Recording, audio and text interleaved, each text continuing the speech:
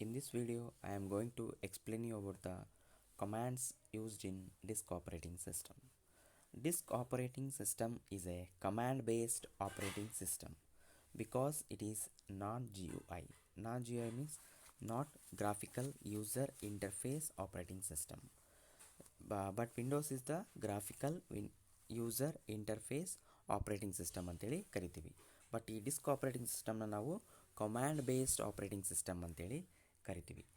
ಇಲ್ಲಿ ಕಮಾಂಡ್ಸ್ ಅಂದರೆ commands are the instructions given to the computer to work. Computer work ಮಾಡಲಿಕ್ಕೆ ಅಥವಾ ಇನ್ಫಾರ್ಮೇಷನ್ನ display ಮಾಡಲಿಕ್ಕೆ ನಾವು ಏನು ಇನ್ಸ್ಟ್ರಕ್ಷನ್ ಕೊಡ್ತೀವೋ ಅಥವಾ ಏನು ವರ್ಡ್ನ ಟೈಪ್ ಮಾಡ್ತೀವೋ ಅದನ್ನು ನಮಗೇನು ಮಾಡುತ್ತೆ, ಎಕ್ಸಿಕ್ಯೂಟ್ ಮಾಡುತ್ತೆ. ಅಂತನ ನಾವೇನಂತ ಕರಿತೀವಿ, ಕಮಾಂಡ್ಸ್ ಅಂತೇಳಿ ಕರಿತೀವಿ. ಈ ಕಮಾಂಡ್ಸಲ್ಲಿ ನಮಗೆ there are two types. First one is internal commands, second one is external commands.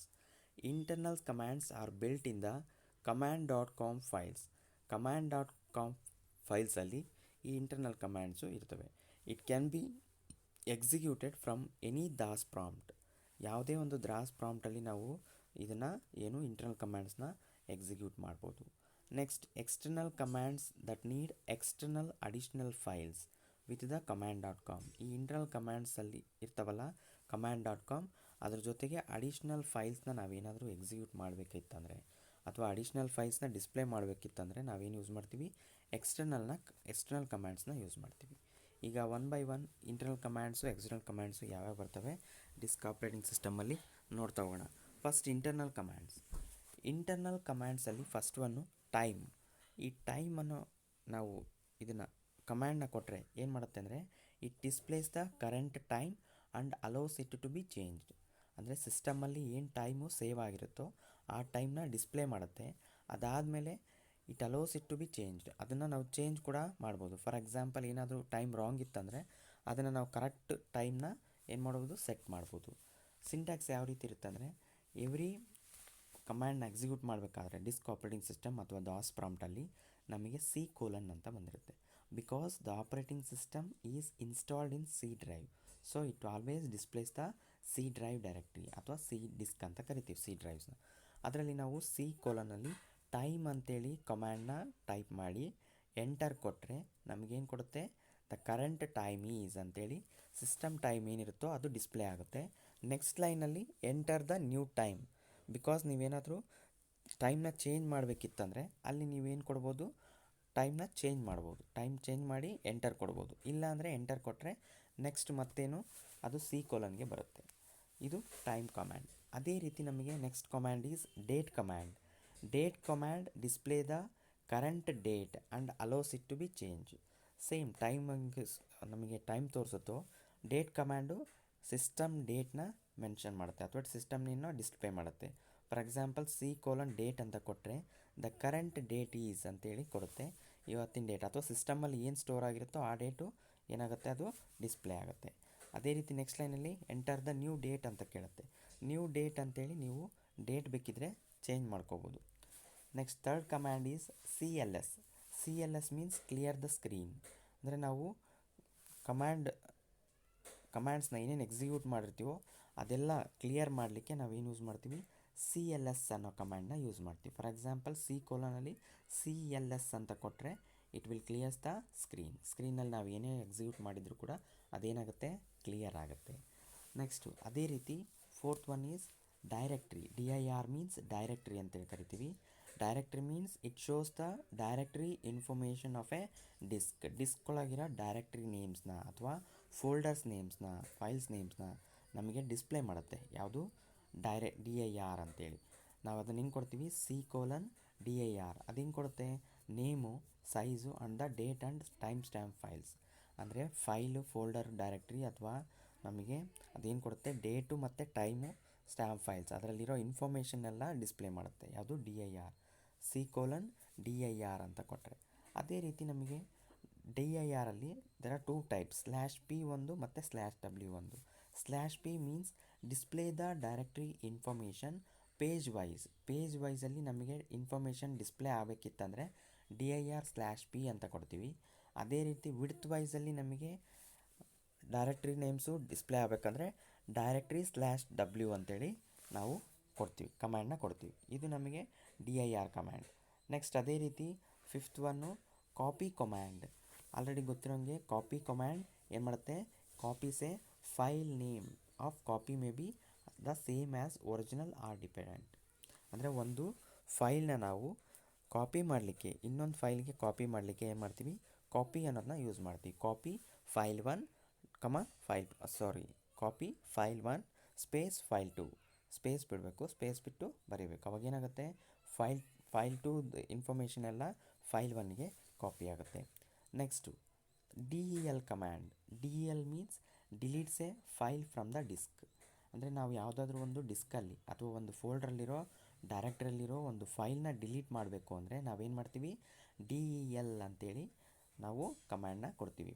For example syntax DEL file name ಅಂತ ಇದೆ. DEL ಫೈಲ್ ನೇಮ್ ಕೊಟ್ಟರೆ ಏನಾಗುತ್ತೆ, ಆ ಫೈಲ್ ನೇಮು ನಮ್ಮ ಡೈರೆಕ್ಟ್ರಿಯಿಂದ ಅಥವಾ ನಮ್ಮ ಸಿಸ್ಟಮಿಂದ ಡಿಲೀಟ್ ಆಗುತ್ತೆ. ಫಾರ್ ಎಕ್ಸಾಂಪಲ್ swami.txt ಅಂತ ಒಂದು ಫೈಲ್ ನೇಮ್ ಇತ್ತು ಅಂದ್ಕೊಳ್ರಿ. ಆ swami.txtನ ಫೈಲ್ ನೇಮ ರಿಮೂವ್ ಮಾಡಬೇಕು ಅಥವಾ ಡಿಲೀಟ್ ಮಾಡಬೇಕಂದ್ರೆ ಏನು ಮಾಡ್ತೀವಿ, DEL ಸ್ಪೇಸ್ swami.txt ಅಂತ ಕೊಡ್ತೀವಿ. ಅವಾಗ ಏನಾಗುತ್ತೆ, swami.txt ಅನ್ನೋ ಫೈಲು ನಮ್ಮ ಡೈರೆಕ್ಟ್ರಿಯಿಂದ ನಮ್ಮ ಕಂಪ್ಯೂಟರ್ ಸಿಸ್ಟಮಿಂದ ಏನಾಗುತ್ತೆ, ಡಿಲೀಟ್ ಆಗುತ್ತೆ. ಅದೇ ರೀತಿ next one is renames a file or directory name. ಇದರಲ್ಲಿ ನಾವೇನಾದರೂ ಫೈಲ್ ನೇಮು, ಫೋಲ್ಡರ್ ನೇಮು ಅಥವಾ ಡೈರೆಕ್ಟ್ರಿ ನೇಮ್ನ ಚೇಂಜ್ ಮಾಡಬೇಕಿತ್ತು, ಒಂದು ಫೈಲ್ ನೇಮಿಂದ ಅಥವಾ ಒಂದು ನೇಮಿಂದ ಇನ್ನೊಂದು ನೇಮಿಗೆ ಚೇಂಜ್ ಮಾಡಬೇಕಿತ್ತಂದರೆ ಅವಾಗ ಏನು ಯೂಸ್ ಮಾಡ್ತೀವಿ, REN ಅಂತ ಕಮ್ಯಾಂಡ್ ಯೂಸ್ ಮಾಡ್ತೀವಿ. REN ಅಂದರೆ rename the file name or folder name. For example rename file name ಅಂತಂದರೆ ಒಂದು ಫೈಲ್ 1 ಅಂತ ಇರುತ್ತೆ ಅಂದ್ಕೊಳ್ರಿ. ಆ ಫೈಲ್ 1ನ ಫೈಲ್ 10 ಆಗಿ ನಾವು ಚೇಂಜ್ ಮಾಡಬೇಕಿತ್ತು ಅಂತಂದರೆ ನಾವೇನು ಮಾಡ್ತೀವಿ, REN ಅಂತ ಬರೆದು ಸ್ಪೇಸ್ ಕೊಟ್ಟು ಫೈಲ್ 1 ಸ್ಪೇಸ್ ಫೈಲ್ 10 ಅಂತ ಬರಿತೀವಿ. ಅವಾಗ ಏನಾಗುತ್ತೆ, ಫೈಲ್ 1 ಅನ್ನೋ ಫೈಲ್ ನೇಮು ಅಥವಾ ಫೋಲ್ಡರ್ ನೇಮು ಏನಾಗುತ್ತೆ, ಫೈಲ್ 10 ಆಗಿ ಬದಲಾಗುತ್ತೆ. ನಾವು ಫೈಲ್ ನೇಮು ಅಥವಾ ಫೋಲ್ಡರ್ ನೇಮ್ನ ರೀನೇಮ್ ಮಾಡಲಿಕ್ಕೆ, ನೇಮ್ನ ಚೇಂಜ್ ಮಾಡಲಿಕ್ಕೆ REN ಅಂತ ಕಮ್ಯಾಂಡ್ನ ಯೂಸ್ ಮಾಡ್ತೀವಿ. ನೆಕ್ಸ್ಟು ಅದೇ ರೀತಿ MD means make directory. Make directory ಏನು ಮಾಡುತ್ತೆ, it creates a new directory or new ಫೋಲ್ಡರ್ನ ಕ್ರಿಯೇಟ್ ಮಾಡಲಿಕ್ಕೆ ನಾವೇನು ಯೂಸ್ ಮಾಡ್ತೀವಿ, MD ಅಂತ ಯೂಸ್ ಮಾಡ್ತೀವಿ. ಸಿಂಟ್ಯಾಕ್ಸು C:\, MD ಡೈರೆಕ್ಟ್ರಿ ನೇಮ್ನ ಬರಿತೀವಿ. MD ಅಂದರೆ make directory. For example you want to create Swami directory, Swami ಅಂತ ಡೈರೆಕ್ಟ್ರಿನ ಕ್ರಿಯೇಟ್ ಮಾಡಬೇಕಂದ್ರೆ ನಾವೇನು ಬರಿತೀವಿ, C:\, MD ಸ್ವಾಮಿ ಅಂತ ಬರಿತೀವಿ. MD ಸ್ವಾಮಿ ಅಂತ ಬರೆದ್ರೆ ಏನಾಗುತ್ತೆ, ಅದು ಸ್ವಾಮಿ ಅನ್ನೋ ಫೋಲ್ಡರ್ ಅಥವಾ ಡೈರೆಕ್ಟ್ರಿ ನೇಮು ಕ್ರಿಯೇಟ್ ಆಗುತ್ತೆ. Next RD means remove directory. ಈಗ ಕ್ರಿಯೇಟ್ ಮಾಡಿರ್ತೀರ ಅಥವಾ ಒಂದು ಫೋಲ್ಡರು ಅಥವಾ ಡೈರೆಕ್ಟ್ರಿ ನಿಮ್ಮ ಸಿಸ್ಟಮಲ್ಲಿರುತ್ತೆ, ಅದನ್ನು ನಾವು ಡಿಲೀಟ್ ಮಾಡಬೇಕಂದ್ರೆ ನಾವೇನು ಯೂಸ್ ಮಾಡ್ತೀವಿ, RD ರಿಮೂವ್ ಡೈರೆಕ್ಟ್ರಿನ ಯೂಸ್ ಮಾಡ್ತೀವಿ. For example C:\, RD directory name ಅಂತ ಬರಿತೀವಿ. ನೋಡಿರಿ ಇಲ್ಲಿ ಓಲ್ಡ್ ಡೈರೆಕ್ಟ್ರಿನ, ಓಲ್ಡ್ ಫೋಲ್ಡರ್ನ ರಿಮೂವ್ ಮಾಡಬೇಕಂದ್ರೆ RD ಅಂತ ಯೂಸ್ ಮಾಡ್ತೀವಿ, ರಿಮೂವ್ ಡೈರೆಕ್ಟ್ರಿ. ಅದೇ ಅದರೊಳಗಿರೋ ಒಂದು ಫೈಲ್, ಯಾವುದಾದ್ರೂ ಒಂದು ಫೈಲ್ನ ಡಿಲೀಟ್ ಮಾಡಬೇಕಂದ್ರೆ DEL ಅಂತ ಕಮ್ಯಾಂಡ್ನ ಯೂಸ್ ಮಾಡ್ತೀವಿ. ಅದೇ ರೀತಿ next one CD command is use to change the directory from one directory to another directory. ಒಂದು ಡೈರೆಕ್ಟ್ರಿಯಿಂದ ಇನ್ನೊಂದು ಡೈರೆಕ್ಟ್ರಿಗೆ ನಾವು ಚೇಂಜ್ ಮಾಡಬೇಕು ಅಂದರೆ, ಪಾತ್ನ ಚೇಂಜ್ ಮಾಡಬೇಕಂದ್ರೆ ಅವಾಗ ಏನು ಯೂಸ್ ಮಾಡ್ತೀವಿ, CD ಅಂತ ಯೂಸ್ ಮಾಡ್ತೀವಿ. CD means change directory. For example ಇಲ್ಲಿ CD ಡೈರೆಕ್ಟ್ರಿ ನೇಮ್ ಅಂತ ಇದೆ. ಈ CD ಡೈರೆಕ್ಟ್ರಿ ನೇಮ್ ಕೊಟ್ಟರೆ ಅದೇನಾಗುತ್ತೆ, ಫಸ್ಟು C ಡ್ರೈವಲ್ಲಿರುತ್ತೆ. ಆ C ಡ್ರೈವಿಂದ ನಮಗೆ ಏನಾಗುತ್ತೆ, ಆ ಡೈರೆಕ್ಟ್ರಿ ನೇಮ್ ಏನು ಕೊಡ್ತೀವೋ ಆ ಡೈರೆಕ್ಟ್ರಿ ನೇಮಿಗೆ ಹೋಗುತ್ತೆ. ಫಾರ್ ಎಕ್ಸಾಂಪಲ್ ABC ಅನ್ನೋ ಡೈರೆಕ್ಟ್ರಿಯಲ್ಲಿ 1.txt ಫೈಲ್ ಇತ್ತಪ್ಪ ಅಂದರೆ ಅದನ್ನು ಓಪನ್ ಮಾಡಲಿಕ್ಕೆ ಫಸ್ಟು ನಾವು C:\, CD ABC ಅಂತ ಬರಿತೀವಿ. CD ABC ಅಂತ ಬರೆದ್ರೆ ಅದೇನಾಗುತ್ತೆ, C ಡ್ರೈವಿಂದ ABC ಡ್ರೈವಿಗೆ ಚೇಂಜ್ ಆಗುತ್ತೆ, ABC ಒಳಗೆ ಹೋಗುತ್ತೆ. ನೆಕ್ಸ್ಟ್ ಅದಾದಮೇಲೆ ನಾವೇನು ಮಾಡ್ತೀವಿ, ಫೈಲ್ನ ಎಕ್ಸಿಕ್ಯೂಟ್ ಮಾಡ್ತೀವಿ. 1.txt ಅಂತ ಕೊಟ್ಟರೆ ಅದು ಎಕ್ಸಿಕ್ಯೂಟ್ ಆಗುತ್ತೆ. ಇದು ನಮಗೆ CD command. These are all the internal commands used in the disk operating system. ಅದೇ ರೀತಿ ನಾವು ಎಕ್ಸ್ಟರ್ನಲ್ ಕಮ್ಯಾಂಡ್ಸ್ನ ಯಾವ್ಯಾವ ರೀತಿ ಯೂಸ್ ಮಾಡ್ತೀವಿ ಅಂತ. ಈ ಎಕ್ಸ್ಟರ್ನಲ್ ಕಮ್ಯಾಂಡ್ಸಲ್ಲಿ ಫಸ್ಟ್ ಒನ್ನು ಎಡಿಟ್ ಅನ್ನೋ ಕಮ್ಯಾಂಡ್ನ ಯೂಸ್ ಮಾಡ್ತೀವಿ. ಈ ಎಡಿಟ್ ಕಮ್ಯಾಂಡ್ನ ಹೆಂಗೆ ಯೂಸ್ ಮಾಡ್ತೀವಪ್ಪ ಅಂದರೆ, ಎದಕ್ಕೆ ಯೂಸ್ ಮಾಡ್ತೀವಿ ಅಂದರೆ, ಈಗ ಫಾರ್ ಎಕ್ಸಾಂಪಲ್ ಯಾವುದಾದ್ರೂ ಒಂದು ಫೈಲಲ್ಲಿ ನಾವು ಡಾಟಾನ ಮಾಡಿಫಿಕೇಷನ್ ಮಾಡಬೇಕಾಗಿತ್ತು ಅಂದರೆ ಅದನ್ನು ಓಪನ್ ಮಾಡಲಿಕ್ಕೆ ನಾವು ಎಡಿಟ್ ಅಂತ ಯೂಸ್ ಮಾಡ್ತೀವಿ. ಈ edit use to edit the files. For example C:\, edit abc.txt ಅಂತ ಬರೆದ್ವಿ ಅಂದ್ಕೊಳ್ರಿ. ಆ abc.txt ಫೈಲು ಓಪನ್ ಆಗುತ್ತೆ. ಓಪನ್ ಆದಮೇಲೆ ಅದನ್ನು ನಾವೇನು ಮಾಡ್ಬೋದು, ಅದರಲ್ಲಿ ಮಾಡಿಫಿಕೇಷನ್ಸ್ನ ಮಾಡ್ಬೋದು. This command will open the DOS file abc.txt and will allow us to edit the file. ನಾವು ಫೈಲ್ನ ಎಡಿಟ್ ಮಾಡಲಿಕ್ಕೆ ನಮಗೆ ಅಲೋ ಮಾಡುತ್ತೆ. ನೆಕ್ಸ್ಟು ಅದೇ ರೀತಿ second one is format. This command is used to format the ಡಿಸ್ಕಲ್ಲಿರೋ ಟೋಟಲ್ ಹೋಲ್ ಡಾಟಾನ ನಾವು ರಿಮೂವ್ ಮಾಡಲಿಕ್ಕೆ, ಟೋಟಲ್ ಡಾಟಾನ ಡಿಸ್ಕಿಂದ ತೆಗಿಲಿಕ್ಕೆ ನಾವೇನು ಯೂಸ್ ಮಾಡ್ತೀವಿ, ಫಾರ್ಮ್ಯಾಟ್ ಅಂತ ಯೂಸ್ ಮಾಡ್ತೀವಿ.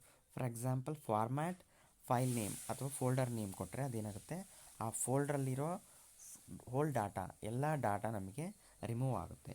ಅಥವಾ ಫಾರ್ಮ್ಯಾಟ್ D: ಅಂತ ಕೊಟ್ಟರೆ ಅಲ್ಲೇನಾಗುತ್ತೆ, D ಡ್ರೈವಲ್ಲಿರೋ ಇನ್ಫಾರ್ಮೇಷನ್ ಅಥವಾ ಫೋಲ್ಡರ್ಸ್ ಎಲ್ಲ ರಿಮೂವ್ ಆಗುತ್ತೆ. Next one is CHK DSK ಅಂತೇಳಿ ಕರಿತೀವಿ. CHK DSK means check disc.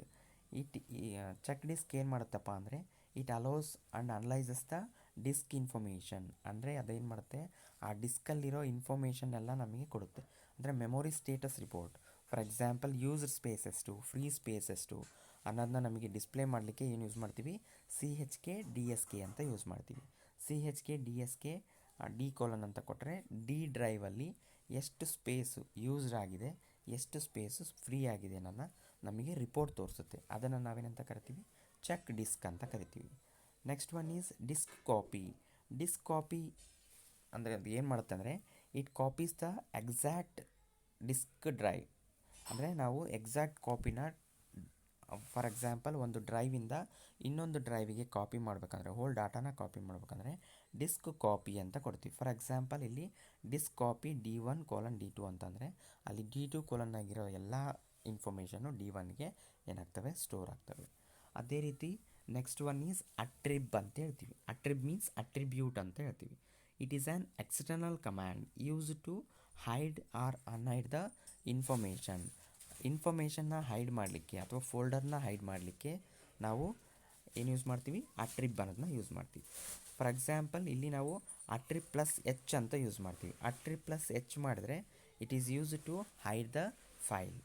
-H ಅಂತ ಬರೆದ್ರೆ, ಅಟ್ರಿಬ್ -H ಅಂತ ಬರೆದ್ರೆ ಅನ್ಹೈಡ್ ದ ಫೈಲ್.